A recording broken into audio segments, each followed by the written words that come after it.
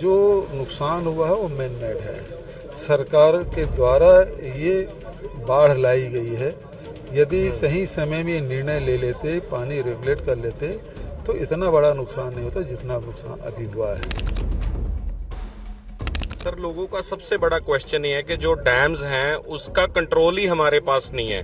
Do you advocate this के जो पंजाब में जो डैम्स हैं, भाखड़ा है और बाकी डैम्स है, उसका कंट्रोल एटलीस्ट स्टेट के पास रहे? सबसे पहली बात यह है, भारत सरकार और राज्य सरकार दोनों मिलकर किए हैं। हरियाणा के 3 प्रतिनिधि हैं, उसमें पंजाब के प्रतिनिधि क्यों नहीं रखा गया है? और इसके लिए जिम्मेदार केंद्र सरकार भी है और राज्य सरकार भी है। आप अपनी लड़ाई में पंजाब की जनता क्यों झोंक दिए हैं? यहाँ क्यों बर्बाद कर रहे हैं पंजाब के लोगों को? लड़ाई केजरीवाल का हो सकता है, लड़ाई नरेंद्र मोदी का हो सकता है। 2 सांड लड़े और खेत खराब होता है, ये वही कहावत हो गई।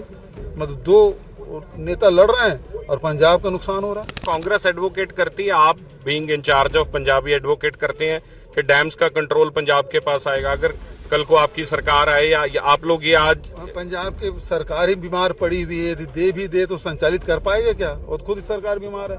ये सब गोभी बोते थे, 3-3, 4-4 लाख रुपए प्रति एकड़ कमाते थे। वो फसल तैयार था, काटना था, 2 दिन बाद काटना था, और इतना नुकसान नहीं होता जो अभी हुआ है।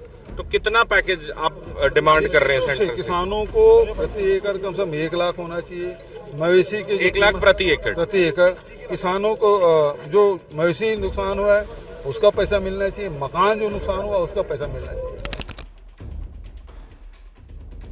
भूपेश बघेल ਸਾਹਿਬ ਪੰਜਾਬ ਆਏ ਨੇ, ਨੁਕਸਾਨ ਦਾ ਜਾਇਜ਼ਾ ਜਿਹੜਾ ਜਾਂ ਮੁਆਇਨਾ ਕਹਿ ਸਕਦੇ ਆ, ਪਰ ਲੋਕਾਂ ਦੇ ਬਹੁਤ ਵੱਡੇ ਸਵਾਲ ਨੇ। ਸਰ, ऑब्जर्वेशन की है, पहले तो ये जानना चाहना थोड़ी। बिल्कुल सही बात है कि ये मुझे अखिल भारतीय कांग्रेस कमेटी की ओर से भेजा गया है, राहुल जी ने भेजा, और मैं 3 दिन से यहाँ हूँ। और कल हम लोगों ने जो ब्यास और सतलज नदी के किनारे जो तबाही हुई है वो हम लोगों ने देखा है। बहुत ज़बरदस्त नुकसान वहाँ के लोगों को, गाँव वालों को हुआ है, किसानों को हुआ है, मजदूरों को हुआ है, और जो मकान टूटे हैं, मवेशी बह गए हैं, उनका बहुत नुकसान हुआ है। आज हम लोग रावी नदी के किनारे यहाँ देख रहे हैं, बिल्कुल बॉर्डर की बात है। यहाँ भी ये जो नुकसान हुआ है वो मैन मेड है। सरकार के द्वारा ये बाढ़ लाई गई है।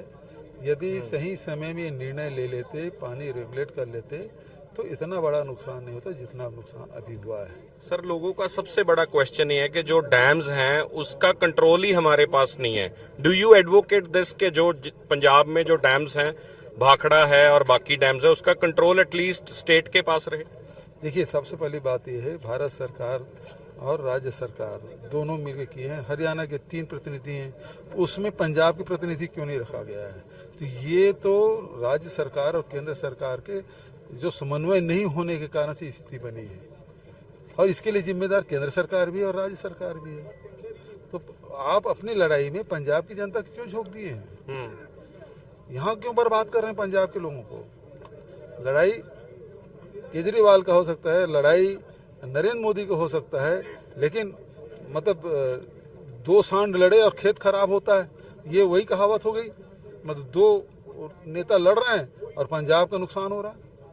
तो आपको क्या लगता है कि एक ये नैरेटिव है कि पाकिस्तान में तबाही मचाने के लिए ये किया गया, पानी होल्ड किया गया, फिर एकदम से छोड़ दिया गया?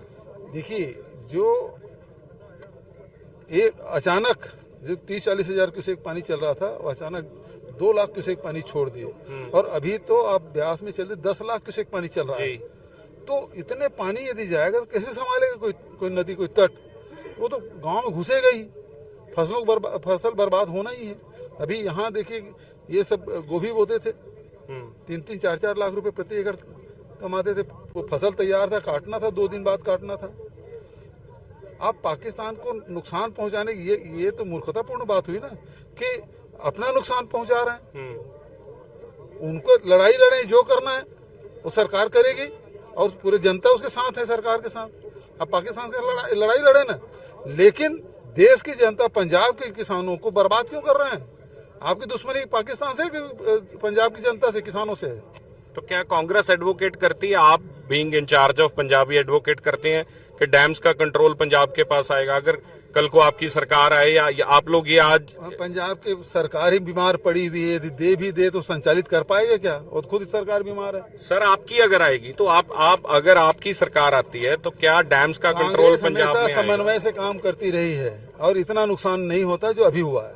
तो कितना पैकेज आप डिमांड कर रहे हैं सेंटर से? किसानों को प्रति एकड़ कम से कम 1 लाख होना चाहिए। मवेशी के 1 लाख प्रति एकड़ किसानों को जो मवेशी नुकसान हुआ है उसका पैसा मिलना चाहिए, मकान जो नुकसान हुआ उसका पैसा मिलना चाहिए।